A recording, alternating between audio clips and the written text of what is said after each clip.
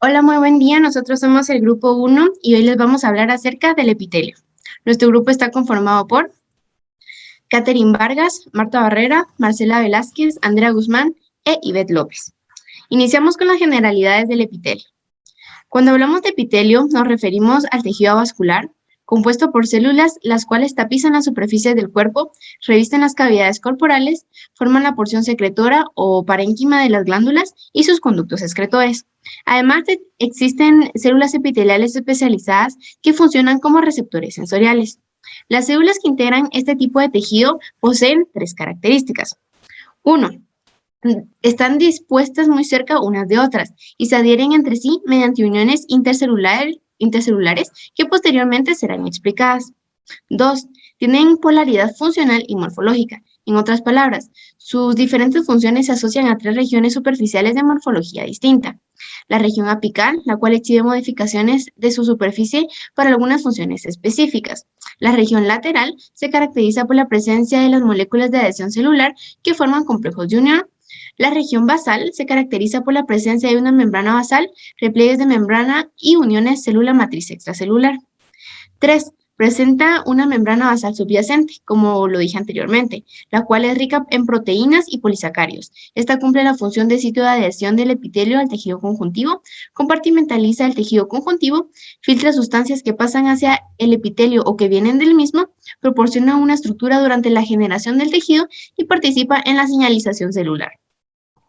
Entre las funciones del tejido epitelial podemos encontrar protección de los tejidos subyacentes al cuerpo ante abrasiones y lesiones, como en el epitelio estratificado plano de la piel o epidermis. Absorción, como en el epitelio cilíndrico de los intestinos.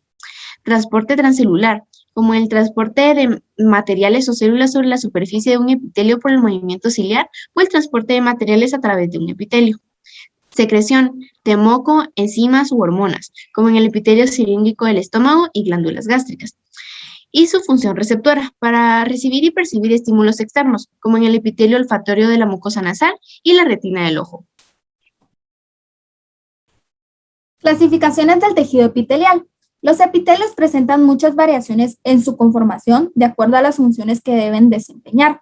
Se clasifican en diferentes tipos en base a la cantidad de capas celulares y la forma de las células de la capa más superficial del tejido.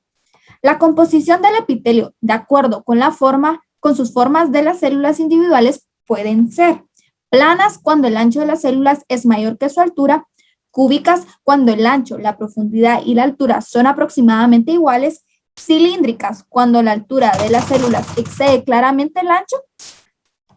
Ahora bien, también se pueden clasificar en base a la cantidad de capas que tiene el tejido, como lo mencioné anteriormente. Entre estos se puede denominar como epitelio simple, que posteriormente va a ser explicado de mejor manera. Y cuando se presenta en el tejido dos o más capas, a este se le denomina como tejido epitelial estratificado. Entre los epitelios estratificados se pueden encontrar el epitelio estratificado plano. En este pues se presenta un número variado de estratos celulares, pero por lo general la capa del epitelio se presenta gruesa. En la capa más cercana a lo que es la membrana basal se encuentra una serie de células cúbicas altas acilíndricas.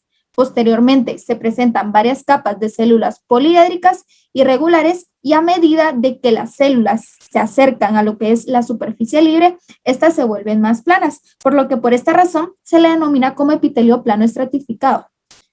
Este epitelio lo podemos encontrar en la epidermis y recubriendo lo que es la cavidad bucal y el esófago, desempeñando la función de protección. Además, se puede denominar como un epitelio plano estratificado queratinizado cuando las células pierden su núcleo, o epitelio estratificado plano no cornificado o no queratinizado, que es todo lo opuesto. En esta imagen, pues se puede observar lo que es un epitelio plano estratificado queratinizado. Lo que estoy señalando en esta parte es la queratina y lo que estoy señalando aquí son las células que son planas y por esta razón se le denomina de esta manera.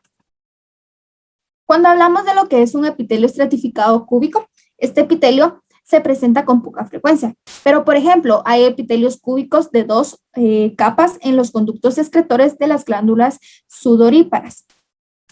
Por otro lado, el epitelio estratificado cilíndrico, que de igual forma es poco frecuente, frecuente, sus capas celulares más profundas se parecen a las del epitelio estratificado plano, pero las células que se encuentran en lo que es la superficie apical tienen forma cilíndrica. Estos desempeñan la función de barrera protectora y se pueden encontrar en la unión anorrectal. El epitelio de transición. Este epitelio tiene la capacidad para acomodarse a variaciones de la superficie epitelial que recubren los órganos huecos que sufren grandes variaciones de volumen. Cuando pues se encuentra contraído, se pueden percibir muchas capas celulares de estas, las que se encuentran más basales, tienen una forma cúbica o cilíndrica. Posteriormente, se encuentran varias capas de células poliédricas que terminan con una capa superficial de células grandes con superficie convexa. Y cuando el órgano hueco está estirado, es decir, se encuentra dilatado, se modifica la distribución de las células, las cuales se adaptan a las variaciones de la superficie. Estas son dos imágenes de lo que es el tejido epitelial de transición o también llamado urotelio.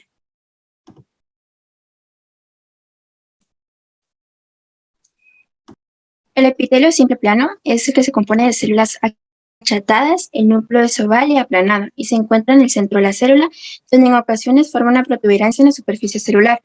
Las membranas epiteliales, cuando poseen una capa celular entre la lámina basal y la superficie libre, si la membrana basal está constituida por una capa, se denomina epitelio simple. Entre algunas de sus funciones está la membrana limitante, permite el transporte de líquidos, intercambio gaseoso, lubricación, membrana de recubrimiento. También vamos a hablar sobre el epitelio simple cúbico. En una vista transversa, la capa de las células son casi cuadradas, los núcleos son esféricos y se ubican centralmente. También son llamadas cuboides, son conductos con muchas glándulas que recubren el ovario y forman túbulo renal. Alguna de sus funciones es la secreción, absorción y protección. También vamos a hablar sobre el epitelio simple cilíndrico. Aquí las células son columnares, dado que su altura varía desde algo mayor que las cúbicas. Por lo general, los núcleos son ovalados y se ubican aproximadamente en la misma altura, con frecuencia a las bases celulares. Se hallan con el recubrimiento de gran parte del tubo digestivo, la vesícula biliar y algunos conductos de glándulas. Este puede mostrar microbiosidades. En algunas de sus funciones está el transporte, la absorción y secreción y brinda protección. También vamos a hablar sobre el epitelio pseudoestratificado. Es un tipo de epitelio donde todas las células están apoyadas sobre la membrana basal, pero no todas llegan hasta la superficie. El epitelio recibe el nombre pseudoestratificado. Se refiere a las hileras de los núcleos que se ubican en varios niveles. Este tipo de epitelio suele estar recubierto por cilios y el epitelio pseudoestratificado se encuentra en las vías aéreas. Algunas de sus funciones es la secreción, absorción, lubricación, brindan protección.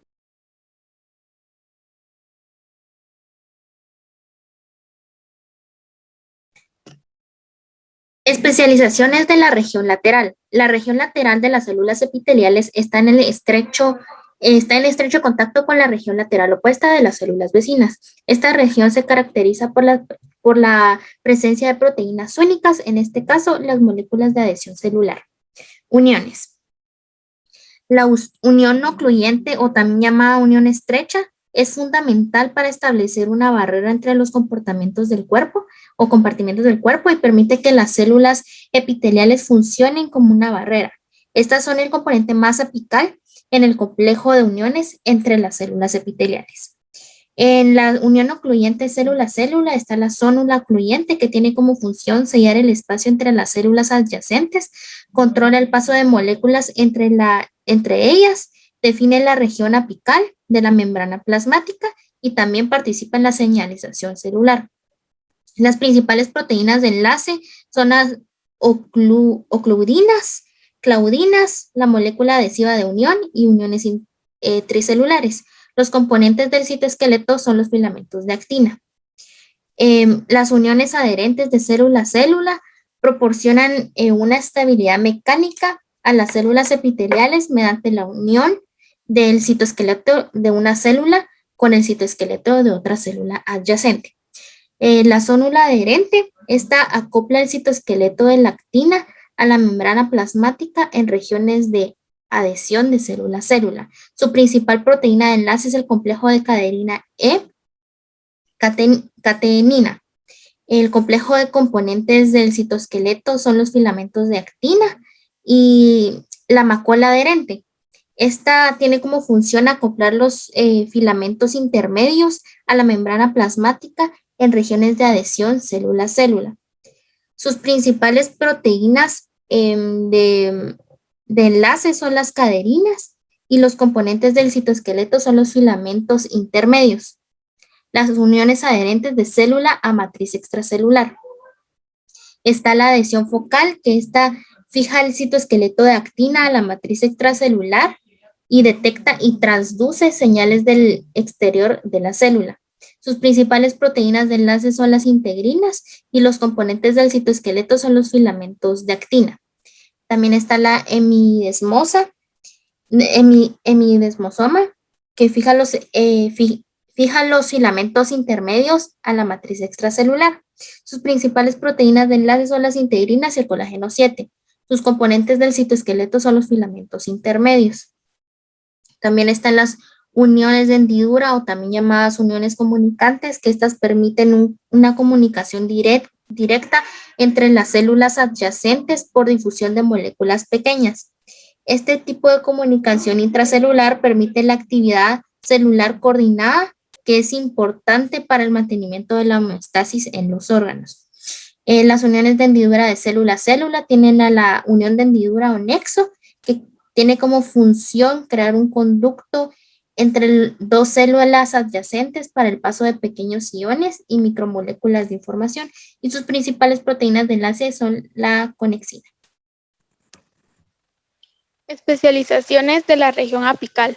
En muchas células epiteliales, la región apical presenta modificaciones estructurales especiales en su superficie para llevar a cabo diferentes funciones. Entre ellas tenemos microvellosidades, estereocilios, cilios y flagelos.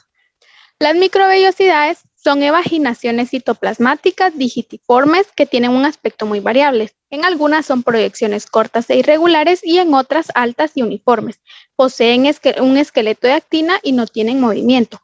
La cantidad y la forma de las microvellosidades se correlaciona con la capacidad de absorción de una célula. Los estereocilios son evaginaciones altas de una longitud extraordinaria, además que son inmóviles. Están sostenidos por fascículos internos de filamentos de actina y están limitados al epididimo, al segmento proximal del conducto deferente y a las células sensoriales del oído interno.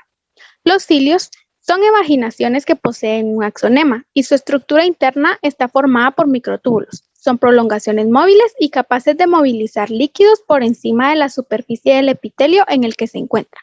Y por último, los flagelos, que tienen una estructura interna similar a la de los cilios. La diferencia es que los flagelos son más grandes y solo hay un flagelo por célula, que tiende a medir entre 15 y 30 nanómetros. Los flagelos más largos que existen son las colas de los espermatozoides. Son especializaciones de la región basal, la membrana basal, que es una estructura especializada ubicada cerca de la región basal de las células epiteliales y el estroma del tejido conjuntivo subyacente.